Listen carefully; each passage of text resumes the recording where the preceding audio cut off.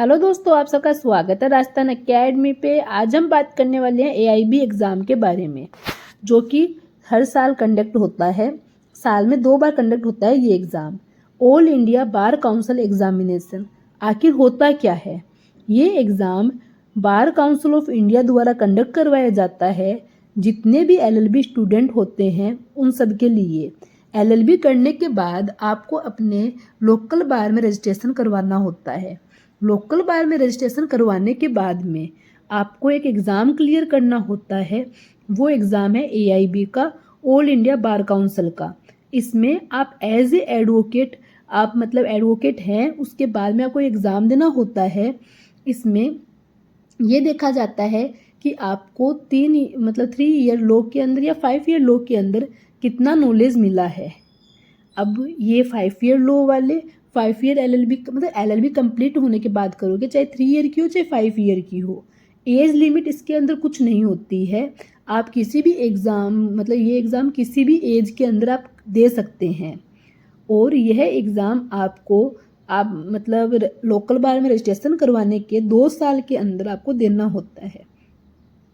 2 साल के बाद में भी आप एग्ज़ाम दे सकते हैं, बट 2 साल कंप्लीट होने पर आपका एग्ज़ाम कंडक्ट नहीं करने पर, पास नहीं करने पर आपका लाइसेंस कैंसिल हो जाता है।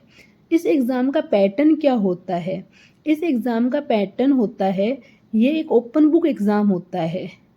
इसमें आपको मतलब एग्ज़ाम में नंबर वैल्यू नहीं रखते हैं, बस पासिंग मार्क्स लेने होते हैं। इसके अंदर टोटल आपके 100 क्वेश्चन आते हैं, 3 घंटे का पेपर होता है और नेगेटिव मार्किंग किसी प्रकार की नहीं होती है इसमें।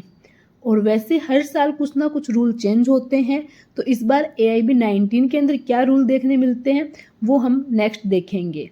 और जो मतलब एआईबी 17 से पहले ये था कि एग्ज़ाम में आप बुक ले जा सकते थे, बट 17 के बाद से सिर्फ बैरेक्ट लेके जा सकते हैं। बैरेक्ट में भी अंडरलाइन हाईलाइट किया हुआ कुछ नहीं होना चाहिए, ऐसा रूल है। इस एग्ज़ाम की फ़ीस है वो जनरल और ओबीसी के अंदर 3,500 और SC ST में 2,500 रुपये लगती है। ये भी हर साल चेंज होती रहती है। इस बार शायद तक 4,000 फीस रहने वाली है। एआईबी का जो सिलेबस है वो इस प्रकार है। टोटल आपको 10 सब्जेक्ट देखने को मिलते हैं।